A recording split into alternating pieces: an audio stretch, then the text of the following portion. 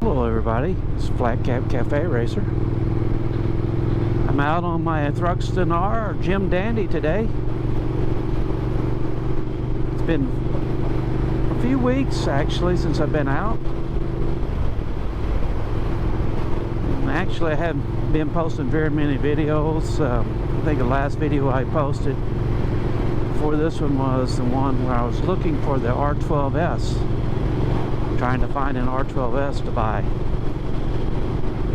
and unfortunately I found out that there really wasn't, at least right now anyway.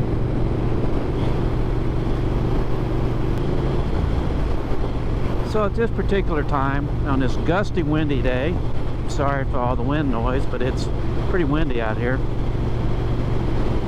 So I think my plan right now is to maybe do a soft sale on either the Kawasaki 900 or the Tiger 900. Do that and see if I can sometime during this summer sell one of the bikes. I think any way around it, either I'm going to have to trade one or sell one to get an R1200 if they come in. In my conversation with BMW, they said that they would be making the BMW R12s from July 2024, which is a few months ago, until August of 2025. So I don't know how many that total bikes that would be, or would that even be enough to satisfy their demand. Hopefully by the time you see this video I'll understand a little bit more about their allocation system, which seems to be one of the bigger holdups than anything. And I think, you know, BMW is probably not the only one doing this. I'll talk to a few others around here, see how their allocation, see if they explain to me how the allocation system works. I'm sure some of you guys might like to know that also, maybe not. Do you just go and pretty much purchase whatever's on the showroom floor, or if they don't have exactly what you want, do you order them knowing that it's going to take, you know, a few months before you get something? I'm curious. I did have one of the other special edition models of BMWs in 2020. I had the R9T/5, which was the anniversary model. It's a lupine blue one. Yeah, this is what it looks like. And that was really a pretty bike. It was a lot cheaper than this R12s, but to be frank, you know, it did not have the upgrades and suspensions and, you know, all this other stuff that cruise control that the new BMW has. I still think the new BMW is overpriced, but hey, if they got people that want to buy them, it's not overpriced, right? But I had that one, and I kind of missed that bike, you know, more than I thought I would. And you know, of course that bike was stolen. So I think I am going to try to, when I say soft sell, I mean I'm not aggressively trying to sell the bikes.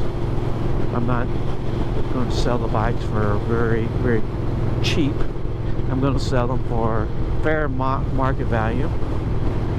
And with my bikes, I think both of them have transferable extended warranties. The Kawasaki goes out to November 2027. There's no mileage. There's no fee for transferring it. There's no deductible. On the Tiger, heck, it goes out to September of 2030. No mileage, no deductible. There is, I think, a slight fee for, oh no, a slight fee for transferring the warranty. But I'll probably put them up on one or maybe both of them up on Craigslist sometime during this year. You know, I want to get a fair price for them. And I want to make sure all the maintenance and stuff I keep on top of all the maintenance and things. So I think I'd sell the Tiger kind of like it is right now. However, in another 1,000 miles and something like that, if I ride it, and I probably will be riding during the summer. I'll continue riding it because I do not expect R12s to be available. It looks to me to late fall, it's the earliest, and you know, so. And I really do hate buying bikes in the wintertime. It's really frustrating. Let's see if we can get around this guy. Oh yeah.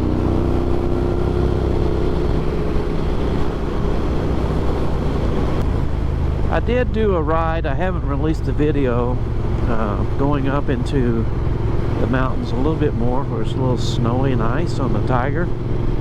It is a military video, and most of you guys don't like or watch the military videos a lot. I understand that they're a little longer, but I like to make them where I can still remember those things, you know. As you get a little older, sometimes you forget a little bit more of the details and it gets a little fuzzy, and so I did a military video, hasn't released it. It's about when I was when I first joined the all-volunteer army back in 1974. Yeah, 1974.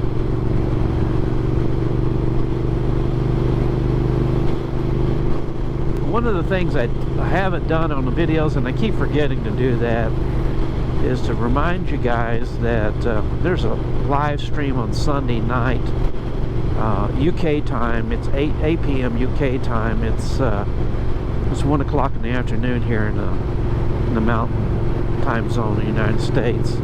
It's a live stream called Time to Go. And we have 3 or 4 guys on that, sometimes many as 6 on it. And they're mostly from the UK, you know, England and Scotland. And it's kind of nice. It's just we chat about motorcycles and stuff in general. And it's just a lot of fun. It's about an hour, maybe a little bit more sometimes on a Sunday.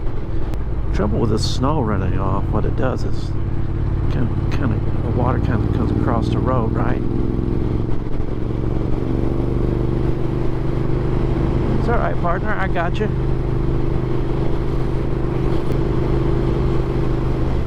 You see a little dusting of sand there. It's left over. I think we're going to get out of the wintertime here pretty soon. One of the things I've got coming up right after you see this video will probably be the Idaho Vintage Motorcycle Show. It's a show that they've had for, gee, I don't know, 48, 49 years. And it's, as it speaks, it's vintage motorcycles from around about 7 states generally they come from. And they have also has some pretty neat vintage bicycles. They have somewhere around 150 to 200 bikes every year. And I generally do I'll do the recording of the event, of the award winners. Then I'll do another video with just the everybody else, you know, that maybe didn't win an award. But I'll do those also, show those bikes, pictures and videos and stuff. So that's the Idaho Vintage Motorcycle Show. That'll probably be out sometime around March 27th, something like that. Maybe a little sooner, I don't know.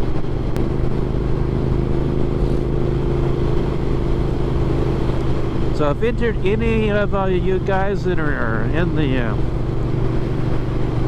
Idaho area are interested in a Kawasaki or a Tiger, let me know. I'll make sure you get a fair price, and I know you're going to get a good bike.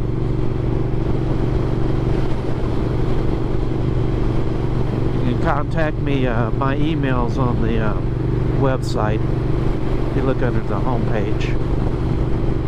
I do get a lot of good emails from you guys, and I do appreciate that. A lot of interesting information and updates and things like that. I like to kind of keep track of who's doing what. We're still on for our Bonneville salt flat run out in August. We haven't got our pipe from New Zealand yet. And once we get the pipe from New Zealand, we're going to put that on, and I'm going to run it over to the state of Washington, a place called Dyno, and we're going to let them do a dyno tune on the bike. So make sure we got a tune right for this particular pipe, and we'll bring you that. I'll bring you that trip and dyno session also, if he allows me to do that. He does these two-wheel dyno. You can see him on YouTube. He's one of the probably the best dyno tuners around, and not just our area, I mean just around, period. He does a lot of different pipes. He tests a lot of different configurations, and he takes into account almost everything. So you ought to tune into his website, Two-Wheel Dyno. It's really good.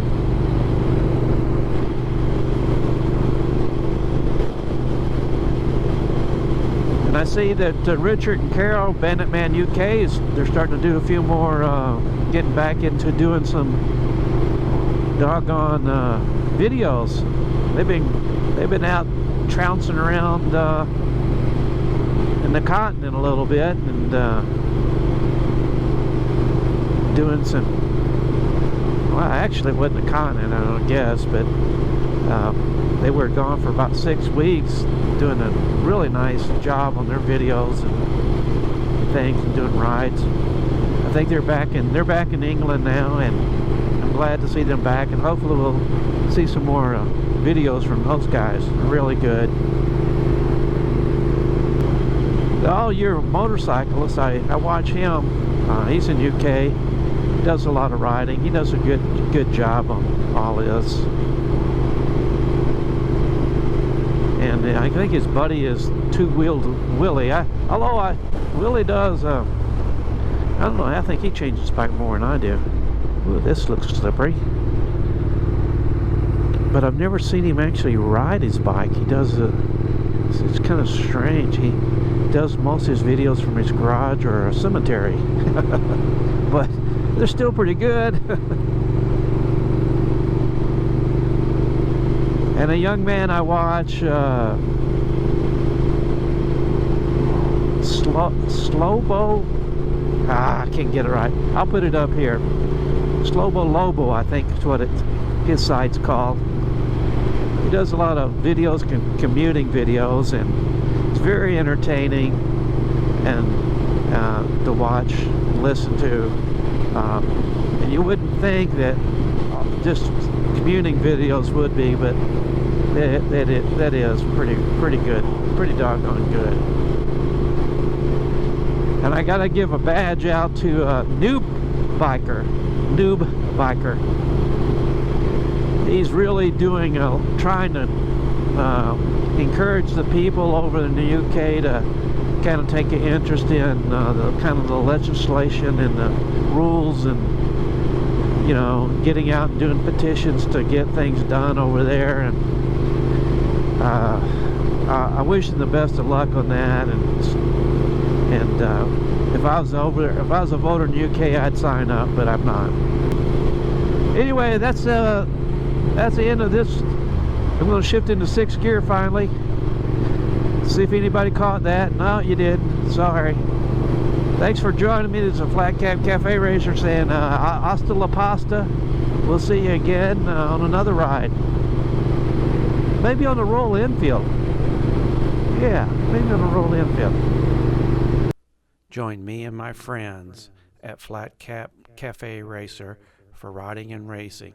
Please subscribe.